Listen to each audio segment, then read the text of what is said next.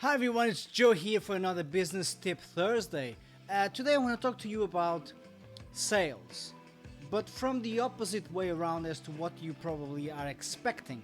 I don't want to talk to you about how to do sales. I want to talk to you about what to do when you hate sales but you run a business. Production.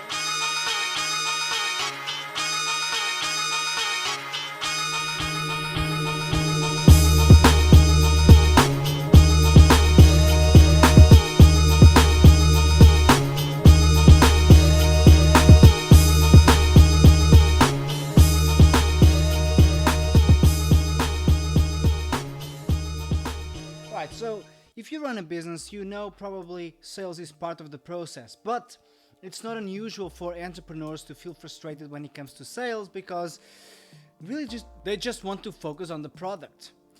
The product is their passion, and anything else that's got to do with sales and marketing and branding just sounds dull and boring.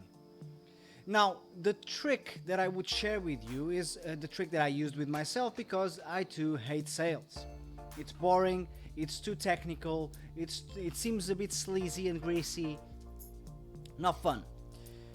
What I did in order to shift my mindset and accept that sales are part of this process and I have to take it seriously is that I changed the language. Back in the day, whenever people would come to me and they would talk about ROI and LTV and all these acronyms, my brain would just shut down and I would immediately hate those people a little bit.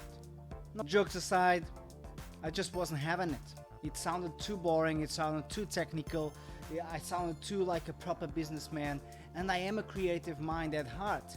I'm a musician. So that sort of lingo doesn't really fly with me.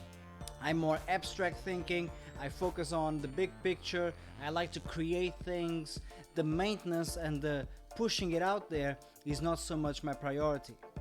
Now, it has to be, otherwise you don't have the funds to continue creation. So what I did was that I started to change the language in my mind.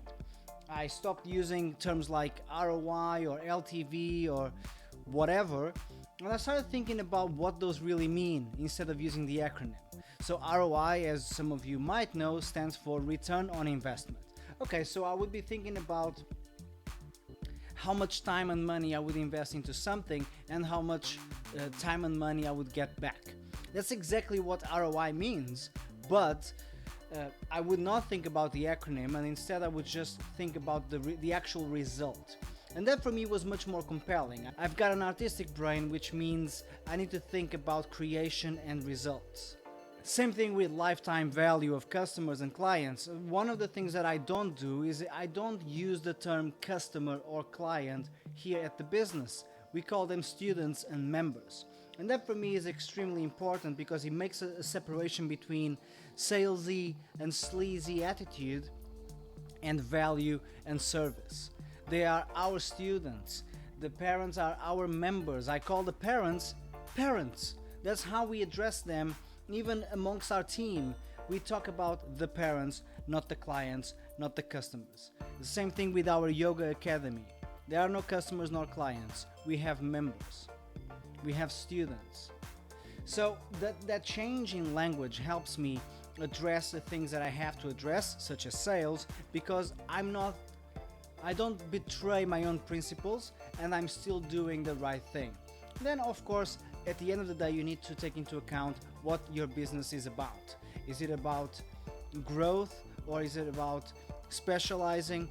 Do you want to scale up or do you want to narrow down and really double down on one product, one service? That's absolutely fine. You just need to be clear about that. And then the sales process becomes much more accurate, much more precise, which makes you feel less dirty about it.